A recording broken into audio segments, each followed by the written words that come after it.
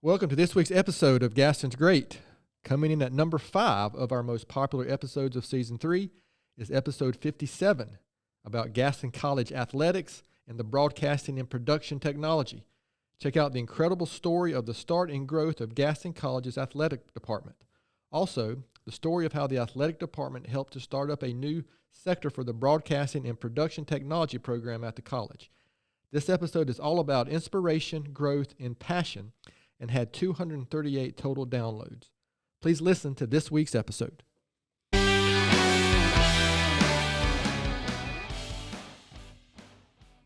was kind of loud. Hello, Gaston County. Welcome to episode number 57 of Gaston's Great, a podcast highlighting some of the great things happening in and around Gaston County. I'm your host, Stephen Long, and we are coming to you once again from the worldwide headquarters of GSM Services right here in downtown Gastonia, as we continue to look forward to having more great discussions in the coming weeks and months. We simply believe in discussing more of the reasons why Gaston's great. We're having another great discussion this week, and we have Kate Carmody, Caleb Stallcup, and Sean Doty with us from Gaston College. Kate is the broadcasting program chair, Caleb is the sports broadcasting producer, and Sean is the athletic director and baseball coach. So guys, it's great to have you on, and welcome to the podcast. Thank you very much. Good to be here. We appreciate it. Thank you. Absolutely.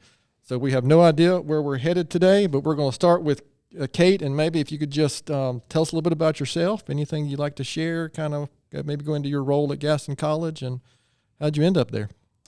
Well, I kind of ended up at Gaston College by chance. I've been there 11 years, and I was working as a producer at Channel 9, and I had my daughter, and I didn't want to work 60-hour weeks anymore. So I rerouted and started teaching one class, then 2, then 3, and then the rest is sort of history there. So. All right, very good. Sean, what about you, sir? Well, I had been a Division I coach for 24 years prior to coming to Gaston, and my last stop was at UNC Charlotte before, and made a decision that I was going to get out of coaching, and that lasted all of 8 months. I moved back home to open a business.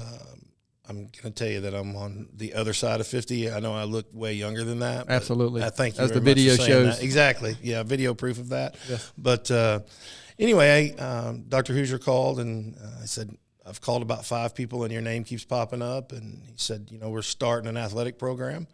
And I said, where? And he said, Gaston College. And I said, where's that? And he said, it's literally 15 miles from your last job. And I flew out and just heard his vision and what he wanted, Gaston Athletics to be and what he wanted it to become. And we had Sims Park that we, knew could be a very nice place to renovate and do some things. And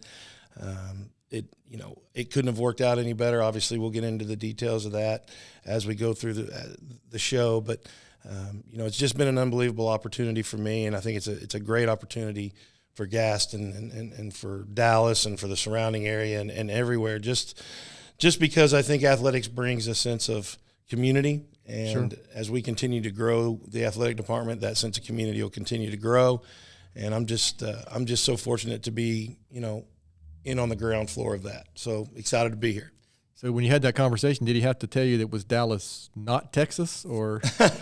Well, originally, like I said, I was pretty determined that I wasn't going to get back in. I'd done it for 25 years, and but golly, everything I asked, every question that I had, he was like, he had an answer. And then he said, hey, just fly out here and look at it. And then once he got me here, anybody that knows Dr. John Hoosier knows that he pretty much gets what he wants. And so that was kind of how that worked out. And I ended up here and couldn't be more happy. All right. Well, thanks for sharing that. Caleb, what about you? So I've told my story quite a few times, but I'll give you a real condensed version. Okay. So I'm a local. I've been here my whole life. I've been in Bessemer City since I was a baby. So I graduated high school, and like most people, I didn't know really what I wanted to do. So I went into doing wheels and tires. I got a full-time job doing that. I think I was 17. Okay. I did it for about 8 months, and then was like, this is not it. I can't do it. Four minutes felt like 4 hours. So I was like, I can't spend the rest of my life like this. So it was actually my mom that said, my mom said it's a no-brainer. You grew up an athlete, and you've always had a background of like some music production. Like I always had older cousins that played guitars. I was always around some sort of music production. I knew microphones and things at a young age. So she was like, it's a natural fit. You should try broadcasting. So I took the program. Kate's actually known me since I was a teenager. She's watched me grow up. I'm 26 now. I have a young son. But basically, I fell in love with the program. I kind of already had a background in production, so I fit right in. I got hired as a tutor originally. Then I got a promotional job, like doing a little bit more. I was always in the broadcast program as a student, then a tutor, then got a small promotion as a part-time gig. And in short, while I was working doing part-time for Gaston, I got another side gig where I was live streaming high school events around here. Oh, okay. So I met a guy named Chris Ritchie, and he did what's called SFC Network. I don't know if the name has changed now or not, but basically during the pandemic, you couldn't have people in the stands for high school athletics, which was destroying high school athletics budgets like everywhere. So Chris Ritchie basically made a small company where we would go to these events, whether it be baseball, softball, or basketball, or football. We would go and we would live stream the games, and parents and fans could pay a small, ticket price to get access online. And it was a way for the schools to still make money during the pandemic off athletics. So I got some experience doing, athletic production before John Hooser, our president, announced that he was going to bring back athletics. So naturally, I'm part-time at Gaston, and then the news comes out that Hooser wants to bring back athletics. So I'm begging Kate. I know how to do it. I've had this part-time job. I even know the equipment that we need to make it work. It doesn't cost $1 million. It's obtainable. And then I started to see the vision of what if I taught it here and we did it for the Gaston Rhinos, and it just kind of snowballed. And here I am now. We did our inaugural season last year. We live streamed close to 50 games, and Coach will tell you, it truly is I don't want to seem like I'm bragging, but we really put out a good product. I like to jokingly say that we're Gaston College's ESPN3, and I really will stand on that. We're to be a community college, especially as early and as fast as we got the gear, and I taught people how to do it, and we were going live to do it that fast. I think we really put out a great product, and it's not just about me. It helps athletics in general. Athletics in the modern world, everything is filmed. Everything is. Even, sports you wouldn't think are filmed, so you can review it and get better. And so in the modern day, filming is a huge part of athletics, and I'm just grateful that John Hooser, because, my position had to be approved by all the higher-ups, so I'm grateful that they I guess they saw that I had some passion for it, and they took a small risk, and here I am. We're still doing it, and we're looking to do our second season coming up. Well, good for you. Okay, Thank you. Was that really the condensed version, Kate? Oh, I'm sorry. There's never a condensed version with Caleb. Sorry. Don't apologize. This is great. Well, I grew up with athletics myself, playing all through high school. So yeah, that is a big part. It's a really big part of high school here. Locally, so I appreciate something that you did during COVID just messed up so many things, right? Mm-hmm. And so it's nice to hear somebody taking some initiative to do some of that stuff. So, Kate, I kind of maybe go back to you and kind of just kind of go through the broadcasting in general. And this is obviously for all three of you, but talk about what are some things you're doing where before we finish, obviously we're going to make sure all of our listeners know where to go see games and how can they get plugged in, and obviously all the sports that are going on over there. Me being so plugged in the community, I kind of know what's going on, but then we have some listeners who aren't even aware of all the sports that you've got going on, so we want to make sure we touch on that. But just kind of talk about the broadcasting part and what are some of the initiatives you're doing? Just kind of general talk about, because you're talking about, even though I'm on the mic right now, I'm pretty ignorant about all this stuff. Okay. Well, we do a lot more than just live streaming sports. Sure. That's only one arm of what we do. We actually do a lot of things for the community, which we're currently recruiting for, so I'm going to mention. We have a recording studio, And we welcome local bands from the community to come in and record, and we record them for free so the students can get experience. So we're going to be currently recruiting bands for that. Okay. And we also have a local television show called Gaston Spotlight that airs on Channel 21. And we invite people from the community to come in and talk on the show about their business, different community initiatives. We also do some college shows as well, but we kind of have expanded it to the community to make it more interesting for the students. We also have a podcast lab.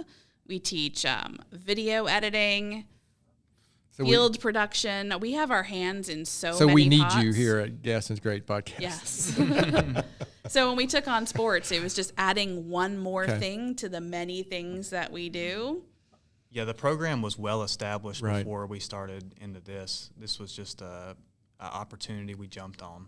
So it sounds like we've got another 8 or 10 podcast recordings to do with all your other broadcasting stuff besides the sports. Yeah, we do a lot of Okay. stuff, and sometimes people don't really get how many things we do. And those are all part of our classes and our program. So students who join our program get to take all of those things. And now sports is a requirement, so you get to dabble in everything. You do recording, you do TV production, radio production. We have a radio station a campus radio station Right, I'm across the familiar with hall. that. That's not like part of our program, but you can intern there, things like that. So there's just a lot of opportunity, and you leave very well-rounded as a jack of all trades. Do you have a podcast studio that has like better for sound than the one that we're echoing in right now? Yeah, our facility's our podcasting lab is pretty great. It's just a small room, but it's pretty well soundproofed and not too echoey. So Caleb, kind of expand on that specifically on the sports side, and what are some of the things you've done in the inaugural season? What kind of hiccups were there? What did you learn? Oh my goodness! And then where are you headed for the second season? The hiccups would be a podcast of its own, no doubt. In short, I'm gonna keep saying that, but to give you an idea of what we were having to deal with, baseball was playing at one venue. Softball was playing at another venue. Okay. Basketball was playing at 3 different venues. So if I'm the person live streaming and taking a small group of students, basically like a crew, to work these games, I have to make sure each location I've scouted and I know where the outlets are at and the internet, what the deal is with the internet connections and what where do I have access, where is going to be a trip hazard and all that stuff. So it was chaos, but looking back, it was fun chaos because it kept me super busy. But I mean, you can imagine like being me, right? We're starting this sports broadcasting adventure. I've been greenlit to do it. I'm all excited, and they're like, "All right, basketball's playing at 3 different high school venues. Here's their AD's information. Good luck." So that was just a small thing, and then honestly, like. But I will say that all the athletic directors that I encountered, they might not have been as excited about what I was doing as maybe I was, but everyone was super helpful and they were understanding. And by the end of it, they did think what we were doing was pretty cool. And so it was a fun experience to have to be kind of forced out of my comfort zone to be forced to meet new people and go scout locations and things like that. And really get on the ground level of trying to, make some live streams happen. Very good. So, Sean, let's kind of go ahead and get into the first year. I mean, kind of get the kind of the recap. And we talked right before we started recording about this, the baseball team, and I think they even saw an article maybe in the New York Times. Did I remember that correctly? It was. First thing I'd like to say, I mean, as we're talking about broadcast technology, it was huge for us. And I will say that if you look and go back, and we still have, our copies of our old games on that website. What is that? Or that? It's a Team One Sports, or actually app. On our Gaston website. The past games are archived. I would encourage people to go back and look at the quality of production. We had 3 cameras, sometimes 4 cameras, very equivalent to some of the conferences that I worked in at Conference USA, places like that. I mean, I look at our production and I was amazed. And of course, that's a selling point for moms and dads. Sure. I mean, we do have several out-of-state athletes. I mean, this year coming in, we have a kid from New Jersey, Pennsylvania, Florida. Oh, wow. Kansas. Their parents aren't going to be able to see them play every game. But hey, Team One Sports app, you can watch all of our home games, stream them live. Those are things that aren't offered at the junior college level, and that's kind of what we're trying to do in our entire concept with Gaston College Athletics. We definitely don't have and I do not like to use the term junior college. I mean, we don't have a junior college approach to anything that we do. And that was one of the things that we sold to our student athletes. Right. I got there in March, and just to give you a brief, summary of the baseball program, I was the only coach that was on campus. None of our other coaches had been hired yet. We knew we were going to play at Sims. There wasn't a baseball, a bat, a helmet, anything on the premises. I didn't have assistant coaches. I knew we were going to play at Sims, but I wasn't sure what that venue was going to look like and what that partnership was going to look like. I remember signing my first 2 student athletes and taking them to Dr. Hoosier and saying, hey, I got 2 scholarships. And he's like, great. And we high-fived. And I go, now what do I do with them? He said, I have no idea. Like, I don't know where we, send them. I don't know what we do. We got to figure out how to pay them. And I'm like, okay, this is interesting. And in the middle of COVID. Right. And, and at the very end of COVID. And so now you're dealing with fifth-year COVID seniors and, all that stuff. And I was fortunate to get my 2 assistants, but then they had unbelievable years at their previous schools. Jacob Rand, my lead assistant, won a national championship at Wingate, so he didn't get there till later in the year. And then KJ McAllister was at North Carolina Central, and they had their best year in school history before they dropped the program. So I was by myself all the way through the end of May, and we managed to figure out a way, and we went a lot with Division I transfers. We had 14 Division I transfers our first year. Dr. Hoosier made it happen with the field turf project, right. And we spent about $1 million on that facility, which we are extremely happy with. And for us to be able to do what we did, we started the season, haven't played a game in 15 years. We did not lose a game in February. We were 15-0. We were undefeated. We ran off 19 straight before we lost our first game, and then we lost 1 and then won 10 more. So at one point we were 29-1. We finished the season at 41-9. We were ranked in the top 5 in the country in all 3 junior college polls. The New York Times did an article on how to build a junior college powerhouse. Their words, not mine. Their words, not mine, during the pandemic. So it could not have worked out any better. But in conjunction with that, it couldn't have worked out any better with our partnership and with how Kate and Caleb helped us. Right. I can't even tell you.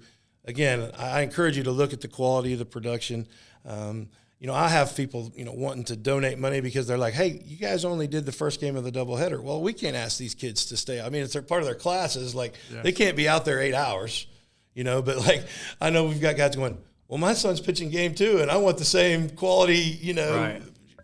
show that they put on in the first game. And I'm like, hey, can we get through the year before we start worrying about all that stuff? But it was the same in basketball. I mean, I've looked at it all in softball. Regardless of how much success we have, the quality of the product from a video and technology, that never wavered. We might not have won as many games in some other sports, but we always knew what we were going to get when it came to the broadcast. So we've got to continue that, and I think it's just a huge advantage for us recruiting. I think it's a great program for young men and women if they're interested at all. And they both have so much passion for it that they keep me on my toes. And in my role as AD, I have to put on that hat. And if I don't get an email from them, both of them or one of them a day, I'm thinking something's wrong. So, So you mentioned you kind of answered partial of my next question. So how would you say with what you're able to do with the broadcasting team, how has that helped with recruiting and recognition?